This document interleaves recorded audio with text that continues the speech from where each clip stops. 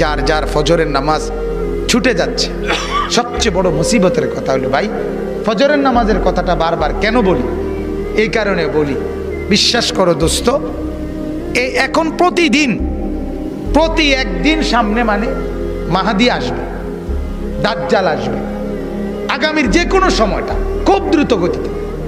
আর মাহাদির পক্ষে লড়বে তারা ফজরের নামাজের মুসল্লি যারা, দাজ্জালের বিপক্ষে লড়বে তারা ফজরের নামাজের মুসল্লি যারা।